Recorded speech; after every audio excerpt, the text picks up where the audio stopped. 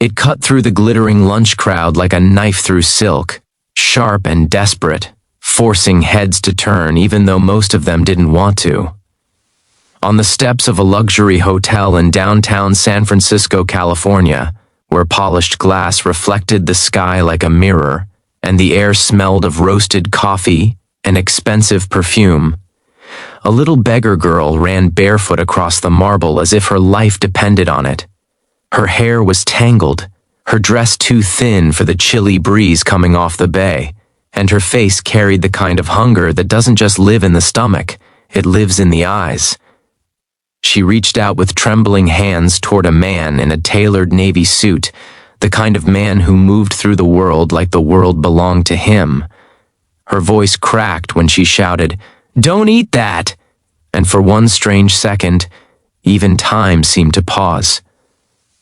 Before we continue, if you believe in kindness, second chances, and the idea that one small act can change an entire life, please like this video, comment, share, and subscribe to the channel, because stories like this remind us what it means to be human. The man she was warning was billionaire Nathan Caldwell, founder of Caldwell Tech and one of the most photographed men in the United States. He had everything: money, influence, awards, and a penthouse with windows that kissed the clouds. But the thing people didn't know about Nathan was that he lived like a machine. He ate quickly, spoke little, trusted no one, and kept his heart locked behind a lifetime of calculated decisions. He had learned early that emotions were liabilities, and on that day, he was about to swallow the first bite of his meal, something simple brought from the hotel's private dining kitchen, because even billionaires sometimes eat in public to appear relatable. Nathan barely reacted at first. He looked down at the girl as if she were a shadow that had somehow become loud. Security moved instantly, stepping forward with stiff professionalism, ready to remove the interruption. People nearby whispered, annoyed, curious, entertained. Some even smirked, a beggar girl warning a billionaire not to eat, like she was the hero of a movie and he was the fool. Nathan lifted his hands slightly, not out of compassion, but because he disliked chaos near him. His eyes narrowed, cold and assessing. The girl, her name was Grace Whitaker, didn't back away. She stood there breathing hard, like she'd been running for miles, her ribs visible under her dress. Her small hands shook violently, not from fear of him, but from the urgency of what she believed. Nathan's jaw tightened. He was about to dismiss her with one word, one cold sentence that would send her back into invisibility, until he saw something that made his blood turn to ice. Grace wasn't just looking at him, she was looking at the plate, and her eyes weren't pleading, they were terrified. Nathan followed her stare. On the edge of his meal, near the garnish, there was a tiny smear, barely noticeable, like nothing at all, a speck of something oily that didn't belong. The kind of detail most people would ignore. The kind of detail Nathan would ignore too, if he hadn't seen the way the girl's entire body reacted to it, like she had recognized death wearing a disguise. He paused. The crowd paused. Even the security guard hesitated. Nathan didn't know why, but something deep inside him, something that had survived despite his ruthless life, whispered, "Pay attention." He slowly set the fork down. The hotel manager hurried over, apologizing with forced smiles, trying to shoo the girl away. Nathan didn't move. He leaned forward slightly and stared at Grace, studying her face. She was filthy, yes, thin, yes, but her eyes were sharp, too sharp for a child living on streets. She looked like someone who had learned to survive by noticing things others never noticed. Nathan signaled to his head of security, Marcus Hale, a former Marine with a scar across his cheek. Marcus stepped closer, ready for trouble. Grace swallowed hard and pointed with shaking fingers, refusing to step back. Her lips moved again, quieter now, like she was scared she had already said too much. Nathan's voice came out calm but deadly. He ordered the plate taken, sealed, and tested. The manager laughed nervously at first, but Nathan's stare erased every ounce of resistance. Within minutes, the hotel staff rushed to comply. A private medical team, because billionaires have those on speed dial, was called to analyze the food. Grace stood frozen like a statue, still expecting to be punished for speaking. Nathan should have walked away. He should have ignored her like everyone else. But he didn't, because he couldn't forget the look on her face. While the testing happened, Marcus asked Grace questions. She didn't answer much. Her gaze kept darting around the hotel entrance like she expected someone to appear and drag her away. That fear was not ordinary fear. It was hunted fear. The kind that belongs to someone who has learned that danger has footsteps. Then the results came back. The food had been laced with a rare toxin, slow-acting, almost impossible to detect without specialized equipment. Not enough to kill instantly, but enough to cause organ failure within hours. It was the kind of poison used for silent murders. Clean murders. The kind that could be blamed on sudden illness. Nathan's heart didn't pound. He didn't panic. He went still, because suddenly the world felt different. Suddenly his wealth didn't feel like armor.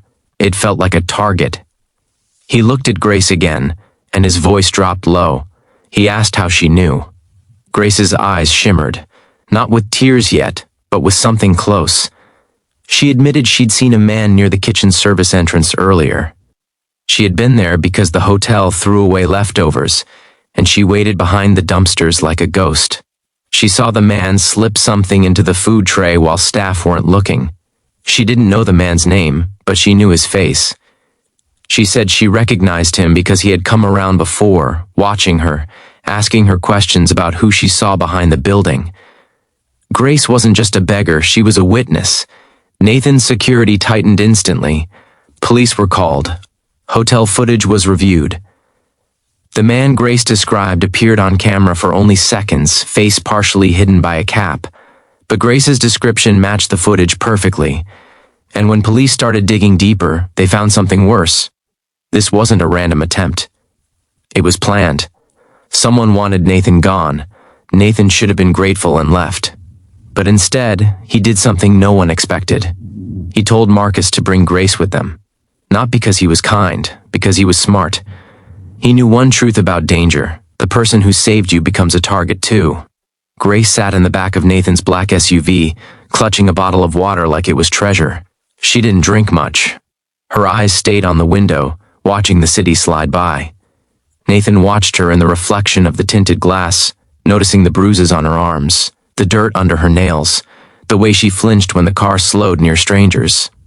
They reached Nathan's private residence, an enormous high-rise penthouse with white marble floors and silence so clean it felt unnatural. Grace stepped inside like she was entering another planet. Her feet left faint dusty marks on the floor. She looked ashamed, instantly trying to hide them. Nathan didn't scold her. He simply told staff to bring food, warm clothes, and a medical check. Grace didn't trust any of it. She ate like someone afraid the meal would disappear. She kept glancing at the doors. And when a housekeeper gently tried to touch her hair, Grace jerked back so fast she nearly fell. Nathan saw that. And for the first time in years, he felt anger that wasn't about business. He learned pieces of her story slowly. Grace had once lived in Ohio with her mother, Grace Whitaker, a waitress who sang hymns softly while washing dishes. Her mother died in an accident, and Grace ended up in foster care. The homes weren't safe. Some were cruel. Some were worse. Eventually, she ran. She drifted through shelters, bus stations, streets. San Francisco became her cage because she didn't have money to leave and she didn't have anyone to call. She survived by being invisible. But that day, she chose not to be, because she couldn't watch someone die. Nathan spent that night awake, sitting in his office with the city lights blinking outside like distant stars. Police and private investigators worked non-stop. The poisoning attempt pointed toward a corporate rival, a man named Victor Langston, who had lost millions after Nathan outplayed him in a major acquisition. There were threats before, lawsuits, public insults. But poison, that was war. And yet Nathan's mind kept returning to Grace. Her warning wasn't calculated. It wasn't for money. She didn't even ask for anything afterward. She could have stayed silent and waited for leftovers behind the dumpster. That's what the world trained her to do. But she ran toward danger instead. Days passed. The investigation grew darker. Someone followed Nathan's vehicles. Anonymous messages arrived. Grace's face appeared in the wrong places. People asking about her near shelters, near street corners. Someone was searching for her. Nathan realized the terrifying truth. Grace wasn't safe anywhere. So he made a decision that shocked even Marcus. He enrolled her in a private school under protection. He hired a counselor, Mrs. Deborah Collins, a gentle Christian woman who spoke with patience and never forced Grace to talk before she was ready. Nathan arranged for Grace to have her own room in his penthouse, warm blankets, books, a window view of the bay. At first, Grace didn't believe it. She thought it was temporary kindness, the kind that disappears when people get bored. But Nathan didn't disappear. One night, Grace woke from a nightmare screaming. The staff rushed in. Nathan heard it and came out of his room, something he never did for anyone. He stood at her doorway watching her sob like her body was breaking apart. She kept repeating words about a man, about hands grabbing her, about running. Nathan didn't touch her. He didn't pretend he understood. He simply sat outside her room on the floor like a guard, silent, staying there until her breathing slowed. That was the moment Grace began to trust him. And that was the moment Nathan began to change. Weeks later, police arrested Victor Langston's private contractor, a man hired to poison Nathan's food. Victor denied involvement, but evidence piled up. The case went public, headlines exploded. Nathan's life became a storm of interviews and court dates. But the biggest headline never came from the news. It came from Nathan's heart. Because for the first time, he realized his life had been full, but empty. He had built empires, but never built a home. He had won deals, but never won love. Grace was small, fragile, and still scared of the world, but she carried something Nathan had lost long ago, faith that good could still exist. On a rainy Sunday morning, Nathan walked into a small church near the waterfront. Quiet, simple, filled with ordinary people. Grace sat beside him in a clean dress, holding a Bible that Mrs. Collins had given her. The pastor spoke about mercy, about redemption, about how God uses the least expected people to save lives. Nathan sat still, eyes burning, because he knew that sermon was about him. After service, Grace stood under the church awning watching the rain. Nathan looked down at her and realized she had become more than a witness. She had become his family. Months later, Nathan legally adopted Grace. Cameras flashed, people argued online. Some called it a publicity stunt. Some said she didn't belong in his world, but Nathan didn't care, because he knew the truth. The girl the world called Beggar had saved him not only from poison, but from becoming a man who died inside long before his body ever could. Near the end of this story, I want to ask you something from the heart. If Grace's courage and Nathan's transformation moved you even a little, please like this video, share it, and subscribe, because these stories remind us that kindness still matters.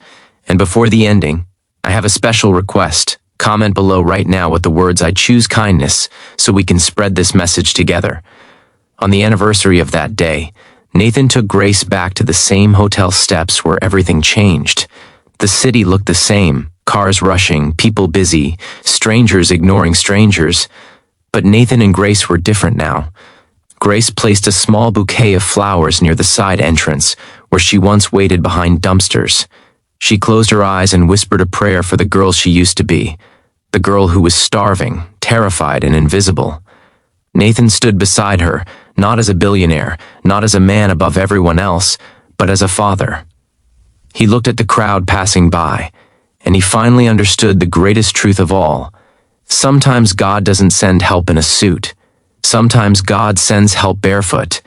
And sometimes the person the world ignores is the one who saves everything.